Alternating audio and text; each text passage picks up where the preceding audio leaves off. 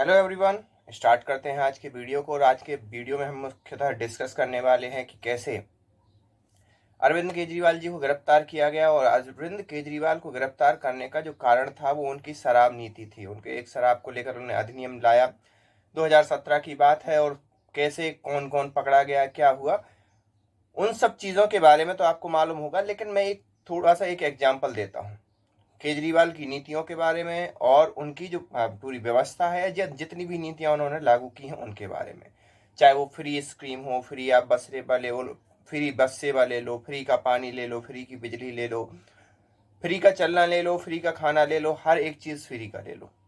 उसके बाद में वर्तमान गवर्नमेंट जो केंद्र सरकार में है वो उसकी भाजपा की गवर्नमेंट वो भी फ्री में 5 किलो का अनाज दे रही है।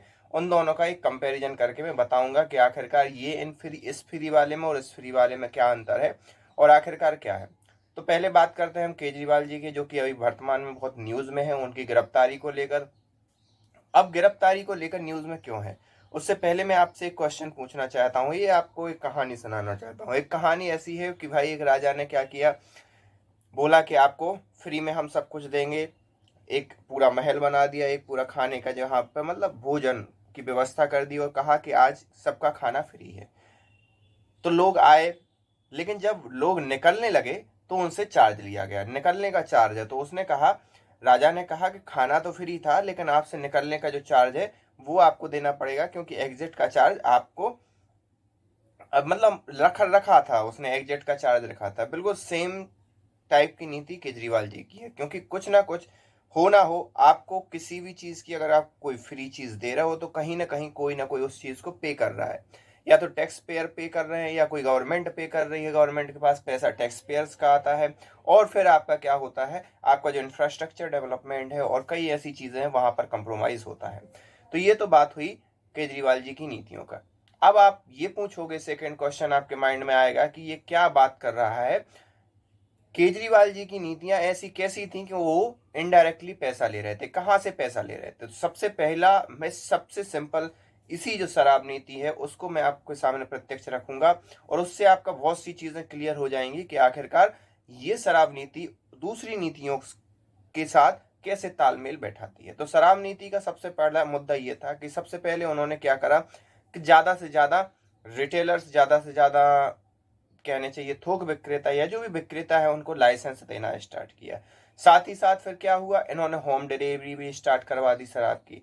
लेकिन इससे आसानी तो हो गई लोगों को शराब लेने के लिए, और लोग क्या होंगे इसकी तरफ और उन्मुक्त होंगे। ज्यादा से ज्यादा दिल्ली के लोग शराब पियेंगे और उससे क्या होगा, जितने ज्यादा लोग दिल्ली के शराब पियेंगे उतना ही पैसा आप आदमी पार्टी के उसमें जाएगा। अब आप दूसरा क्वेश्चन पूछोगे कि आम आदमी पार्टी के उसमें क्यों जाएगा, वो तो दिल्ली सरकार के कोष में जाएगा। नहीं, पहली समझ लो, एक एग्जाम्पल के तौर पर मैं ले रहा हूं कि 33 रुपए टैक्स लगता था, लेकिन दिल्ली सरकार ने क्या करा, नई शराब नीति के अंदर जो कमीशन है सरकार का उसको 300 या 400 के करीब बना दिया। अब जो 33 रुपए का जो डिफरेंस है, अगर 400 प्राइस हुई तो 33 रुपए का डिफरेंस आपका लगभग 67 रुपए आता है।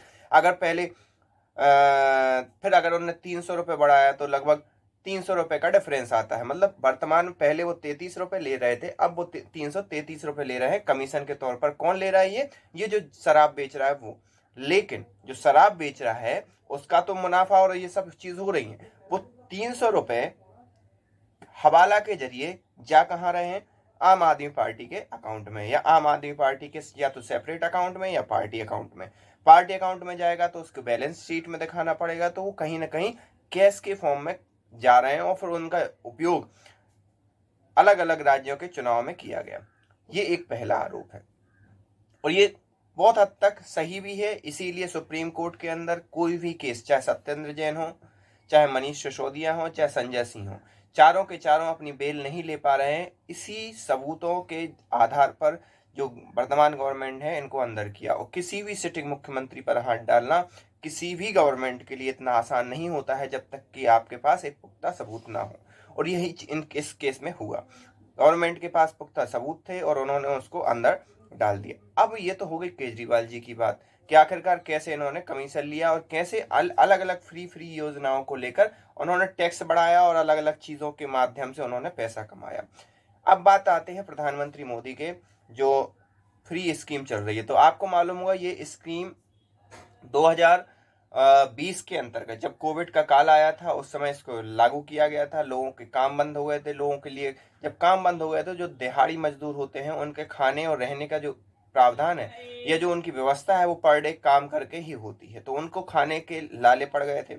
उस समय प्रधानमंत्री मोदी ने ये व्यवस्था चलाई और तब से लेकर आप आज तक लगभग 2 से 3 साल हो चुके हैं और ये व्यवस्था कंटिन्यूसली सतत चल रही है।